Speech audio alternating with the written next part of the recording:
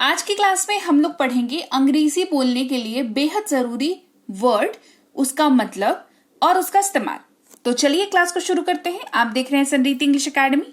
मैं हूं प्रीति ma'am. Subscribe करके बेल नोटिफिकेशन ऑन कर दीजिएगा ताकि आगे के आने वाले क्लासेस जब आए तो आपको पता चल जाए और आप आसानी से आकर के क्लासेस को अटेंड कर पाए। क्लास को शुरू करते हैं।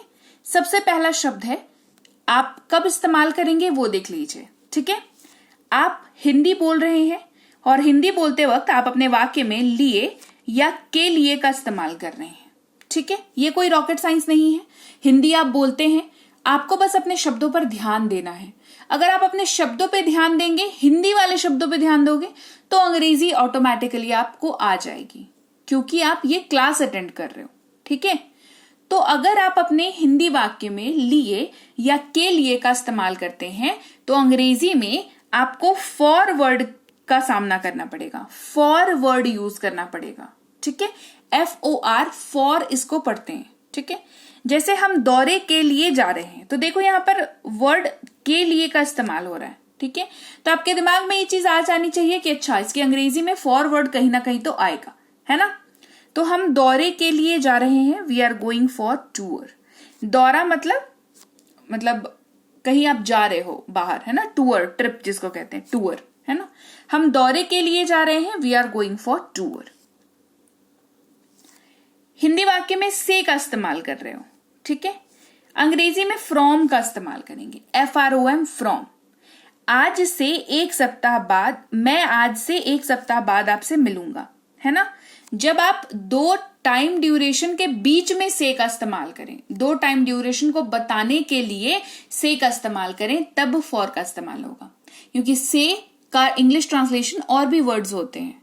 आपको फ्रॉम कब यूज करना है, ये कैच है ना, क्योंकि से की अंग्रेजी मान लो फ्रॉम भी है, टू भी है, तो कैसे समझेंगे कहाँ यहां पे फिर क्यों नहीं यूज किया हमने टू। क्यों? क्योंकि टू जो है वो इस काम के लिए यूज नहीं होता। वाक्य का टोन आपको डिसाइड करना पड़ेगा। जब भी आप किसी एक टाइम ड्यूरेशन की मतलब एक जगह से शुरू होकर के दूसरे जगह तक की लिमिट को आप चेक कर रहे हो तो आप से फ्रॉम का यूज करते हो। जैसे मैं आज से शुरू हो गया है ना, एक सप्ताह बाद आपसे मिलूंगा, है ना। I will see you a week from today, a week from today. Clear. में, भीतर, अंदर, इन सब की जगह पर इन शब्द का यूज होता है, IN इन। उनका जन्म अक्टूबर में हुआ था, ही वॉज बॉर्न इन अक्टूबर। कमरे के भीतर आ जाओ, कम इन। कमरे के अंदर आ जाओ, कम इन, है ना। तो इन का यूज आप ऐसी सारी सिचुएशंस में करेंगे जब भी कोई चीज के अंदर की बात हो, है ना। जैसे अक्टूबर में हुआ था तो अक्टूबर 1 से लेकर के 31 तक के बीच में कहीं पर हुआ था, तो उसके अंदर हो गया ना, अक्टूबर के अंदर की बात हो गई, तो इनका हमने इस्तेमाल किया यहां पर। के अंदर या में इस्तेमाल करते हैं शब्द इनटू का। तो अब आप कहोगे कि फिर मैम इन और इनटू में क्या डिफरेंस है। बिल्कुल सही सवाल है आपका। देखो, इन और इनटू का डिफरेंस इसके पहले भी मैं बता चुकी हूं, आज भी मैं बता रही हूं। ठीक है, इनका मैंने आपको बता दिया।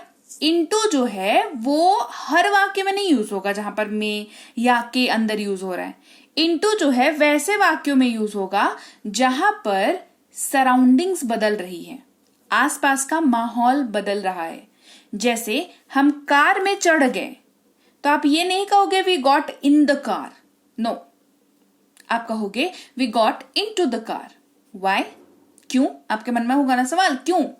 क्योंकि आप कार में चढ़ने से पहले या तो अपने घर पे थे, या तो रोड पे खड़े थे, है ना, या तो बरामदे में अपने खड़े थे, है ना। जहां पर रोड पे गाड़ी लगी है आप अपने गेट पे खड़े हो, तो आपको अपने आसपास क्या दिख रहा है? आपको अपने आसपास पेड़ पौधे, जानवर, आदमी सब दिख रहा है ना। तो आपके आसपास का जो एरिया है वो अलग है, मतलब सरफेस एरिया है, आपका सराउंडिंग है वो अलग है। गाड़ी के अंदर जाते के साथ आपको क्या दिखता है? सीट दिखता है, AC का वेंट दिखता है, ड्राइवर दिखता है, स्टीयरिंग दिखती है, आसपास का माहौल आपका बदल गया। तो जब ये माहौल में शिफ्ट होता है उस वाक्य को करने के लिए इनटू का यूज होता है। इसके अलावा आप इन का यूज करते हैं। ठीक है, चलो।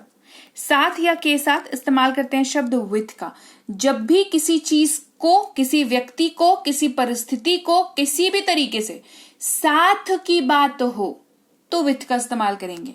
हम आपके साथ हैं, वी आर विथ यू, हम आपके साथ हैं, वी आर विथ यू। अंदर या भीतर इस्तेमाल करेंगे शब्द विदिन का। अगेन यहां पर अंदर आ गया। अभी हमने पढ़ा इन और इनटू का अंदर के जगह पे यूज होता है अंग्रेजी में। विदिन कैसे डिसाइड करेंगे बताती हूं। विदिन तब यूज होता है जब आप किसी समय सीमा के भीतर में किसी समय सीमा को लिमिट को सेट कर देते हैं, समय सीमा की लिमिट को सेट कर देते हैं। ठीक है, ड्यूरेशन टाइम की बात करता है ये, और प्रॉपर टाइम की ही बात करता है, 1 घंटा 2 घंटा ऐसे करके, है ना। तो मैं 1 घंटे के भीतर आ रहा हूं, तो उसका जो समय है 1 घंटे के भीतर, है ना, तो वो अभी जो समय हो रहा है उससे अगले 1 घंटे के अंदर अंदर उसको पहुंच जाना है, उसको ये बात पता है, तभी उसने विदिन का यूज किया। ठीक है, I am coming within an hour, उससे ज्यादा नहीं होगा, है ना, उससे कम हो सकता है, कम हो सकता है, ज्यादा नहीं होगा। अगर ऐसा सिचुएशन बन रहा है तो विदिन यूज किया जाएगा। अबाउट के बारे में या के संबंध में, किसी के बारे में, किसी सामान के बारे में, लोग के बारे में, दुनिया के बारे में, परिस्थिति के बारे में जब बात हो तो अबाउट का यूज करेंगे। वो उसके बारे में बात कर रहा था, he was talking about him, he was talking about him. ऊपर इस्तेमाल करेंगे शब्द अबव का, ये सूची में ऊपर है, this is above in the list, this is above in the list. आर पार, आगे को, या के उसका उस पार, अक्रॉस वर्ड का यूज करेंगे। मतलब एक चीज है उसको पार करके फिर अगली चीज होगी। जैसे उनका कार्यालय स्कूल के उस पार है, मतलब अगर आपको कार्यालय पहुंचना है तो स्कूल का जो एरिया है वो पार करना पड़ेगा, तो एक चीज को पार करके दूसरी चीज तक आप पहुंच रहे हो। ऐसी सिचुएशंस में अक्रॉस का यूज करते हैं। जैसे नदी है, नदी के ऊपर पुल है, तो वॉक अक्रॉस द ब्रिज, तो ब्रिज को पार करके आप उस पार, नदी के उस पार पहुंच जाओगे। समझ रहे हो बात को। तो कोई चीज पार करनी पड़ती है आपको दूसरे चीज तक पहुंचने के लिए, तो अक्रॉस वर्ड का यूज करते हैं। बाद या के बाद आफ्टर वर्ड का यूज करते हैं। क्लास के बाद आप जा सकते हैं, after the class you can go. ठीक है, तो आफ्टर के बाद एक कंडीशन लगता है, उसके बाद जो चीज होनी है वो होती है। मतलब कहीं आपको जाना है तो क्लास के बाद जाना, तो कंडीशन क्या है कि क्लास के बाद जाना होगा, इसीलिए आफ्टर वर्ड का यूज किया जाता है ऐसी सिचुएशंस में। विरुद्ध या के खिलाफ अगेंस्ट का यूज करते हैं। वो मेरे खिलाफ था, ही वॉज अगेंस्ट मी, आपके विरुद्ध, आपके खिलाफ, परिस्थिति के खिलाफ, सिचुएशन के खिलाफ, ऐसी सीन में अगेंस्ट का यूज होता है। साथ में यूज करते हैं शब्द अलोंग का। ठीक है, वो अपने माता पिता के साथ आई थी, she came along with her parents, she came along with her parents, अकेले नहीं आई थी, किसी को साथ में लेके आई थी, है ना, अलोंग विथ हर पेरेंट्स। हमेशा, सदा, निरंतर, हरदम, ऑलवेज का यूज करते हैं। ऐसी कोई चीज जो हमेशा हो रही हो, हमेशा बन रही हो, है ना, वो हमेशा व्यस्त रहता है, he is always busy, he is always busy. के बीच या बीच में, बिटवीन वर्ड का यूज होता है। खासियत इस शब्द की ये है कि ये हमेशा दो चीजों के बीच, दो जानवरों के बीच, दो लोगों के बीच, दो परिस्थिति के बीच, कोई भी चीज दो चीज होगी, उसके बीच में अगर आपको बात करनी है, उन दो चीजों के बीच की बात अगर आपको करनी है तो आपको बिटवीन वर्ड चाहिए, है ना। शाम 4 से 5 के बीच आना, come between 4 PM to 5 PM, right. तो 4 और 5 के बीच की बात हुई, बिटवीन का यूज हुआ। वहीं पर 2 से अधिक के बीच की बात करनी, 2 से अधिक के बीच की बात करनी हो तो अमंग का यूज करेंगे। वह भीड़ के बीच था, he was among the crowd, he was among the crowd. चारों ओर, इर्द गिर्द, आसपास, अराउंड या लगभग, अराउंड का यूज करते हैं। वह पार्क के चारों ओर टहलती है, she takes a walk around the park. ठीक है, she takes a walk around the park, तो पार्क के चारों तरफ टहलती है, इसीलिए अराउंड वर्ड का यूज हुआ। पर, में, से, तीनों के जगह पर एट का यूज करते हैं, लेकिन अलग अलग सेंटेंस के टोन में। ठीक है, लोकेशन की बात होगी, पर के जगह पर यूज हो जाएगा, I am at the airport, मैं एयरपोर्ट पर हूं, I am at the airport. Class रात 8 बजे से शुरू है, the class starts at 8 PM, time की बात होगी तो एट लग जाएगा और टाइम से जस्ट पहले। इस तरीके से एट जो है वैरायटीज में इस्तेमाल आपको दिखेगा। में, पर, को, ऑन का इस्तेमाल होता है। मैं रविवार को फ्री नहीं हूं, I am not free on Sunday. ठीक है, को हो गया। उसके बाद किताब को मेज पर रख दो, put the book, keep the book on the table, मेज पर रख दो, है ना, तो पर के तौर पर। तो इसका भी इस्तेमाल आपको मल्टीपल तरीके से दिखेगा।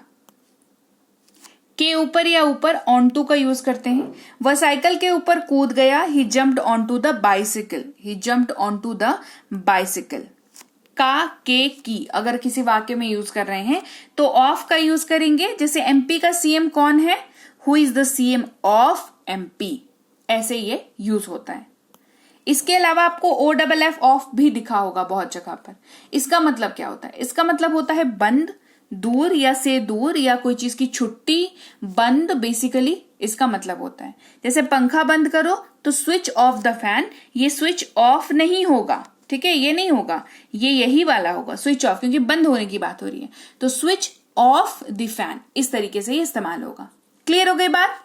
तो लीजिए, ये थी आज की क्लास। बारीक वर्ड्स हैं और एक वर्ड का मल्टीपल मतलब है हिंदी में, तो इन बारीक शब्दों को ना पढ़ते रहना, रिवाइज करते रहना जरूरी होता है, तभी आपकी अंग्रेजी जो है पक्की और मजबूत बनती है। आपको ये अंडरस्टैंडिंग डेवलप होती है कि किस वाक्य में कौन सा वर्ड यूज करेंगे, है ना। तो क्लास कैसी लगी कमेंट करके मुझे जरूर बताना। क्लास अच्छी लगी है, क्लास को लाइक और शेयर कर देना। आप देख रहे हैं समृद्धि इंग्लिश अकेडमी, मैं हूं प्रीति मैम। सब्सक्राइब करके बेल नोटिफिकेशन ऑन कर दीजिएगा। साथ ही हमारी कोई भी कोर्सेज अगर आपको करनी हो, बेसिक से pro, spoken English, English writing, English grammar, English reading, या ये ई बुक्स लेने हो, तो आप हमारी ऐप समृद्धि इंग्लिश अकेडमी डाउनलोड कर लीजिएगा, गूगल प्ले स्टोर से इंस्टॉल कर लीजिएगा। कोई दिक्कत हो तो इस नंबर पर व्हाट्सएप मैसेज करके गाइडेंस ले लीजिएगा।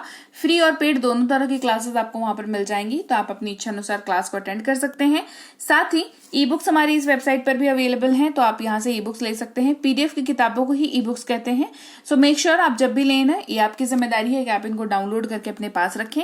व्हाट्सएप का ग्रुप, टेलीग्राम का चैनल जरूर ज्वाइन कर लें, ताकि आगे के आने वाली क्लासेस जब भी आए वो आपको आपके मोबाइल पर ही सीधे सीधे मिल जाए। और मैं आपसे मिलूंगी आपकी अगली क्लास में। Till then, thank you so much for watching. Stay tuned to